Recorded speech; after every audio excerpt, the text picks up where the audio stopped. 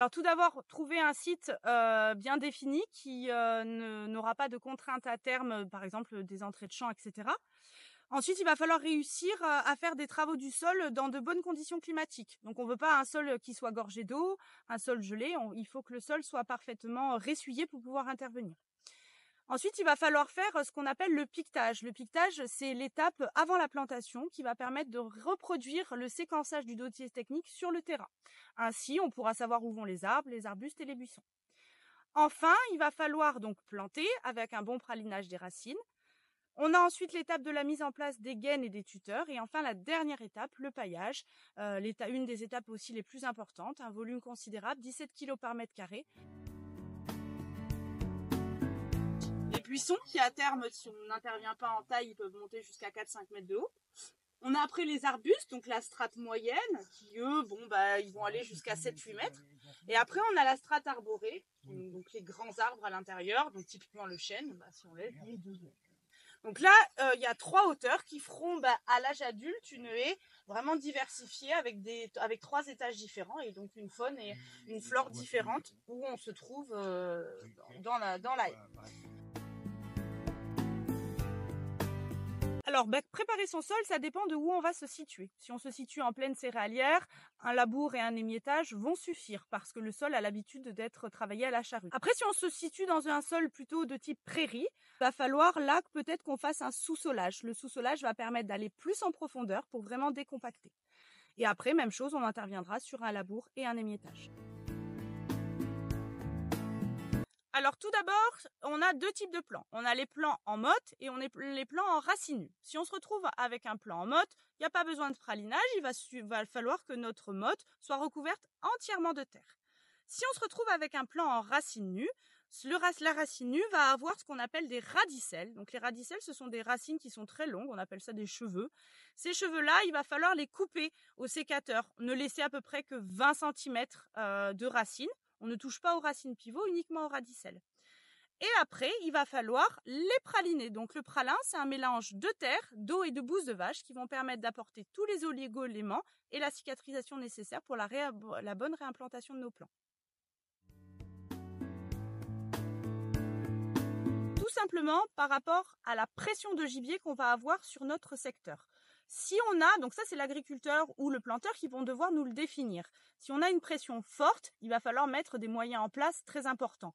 Soit des gaines donc plastiques, on a aussi des gaines carton, des laines de mouton, ça dépend de la sensibilité de l'agriculteur. À ce jour, il est vrai que la gaine plastique reste le moyen le plus sûr pour se protéger du lièvre ou du chevreuil.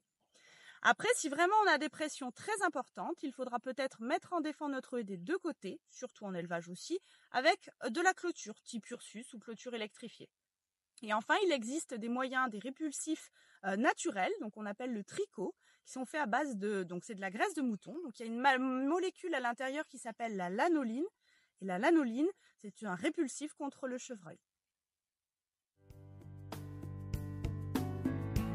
La paille va avoir 2 avantages non négligeables. La première, ça va être justement la concurrence avec les adventices. En effet, au printemps, la végétation va reprendre sur le terrain et les adventices vont aller concurrencer nos jeunes plants. Elles vont rechercher en effet les oligo-éléments qui sont la nourriture aussi de nos jeunes plants tout juste implantés. Donc il va falloir justement empêcher via le paillage que ces adventices concurrencent notre jeune plant. Et enfin, un autre avantage très important, c'est quand nous avons donc des périodes de sécheresse très importantes, le paillage, via sa couche très importante, va permettre de maintenir une humidité ambiante qui fait que nous n'aurons pas à arroser nos plantations. La première étape, ça va être d'intervenir, si nous avons des arbres sur notre linéaire, de faire des tailles de formation sur eux. La taille de formation va consister à conduire notre arbre, lui donner l'orientation qu'il faut qu'il monte. Ensuite, plus tard, il faudra intervenir avec des engins mécanisés de type lamier ou épareuse pour pouvoir intervenir au niveau latéral de nos haies. Donc Christophe Ouvrard, en GAEC avec ma femme sur 130 hectares, éleveur de 80 vaches laitières, en agriculture biologique depuis 2 ans. Très peu de céréales, beaucoup de cultures fourragères. Le but premier, c'était de stabiliser la berge du cours d'eau. Et on l'a mis au sud pour mettre l'ombre sur le cours d'eau pour qu'il se salisse moins, pour avoir de la biodiversité et à terme, pourquoi pas, un peu de bois de chauffage.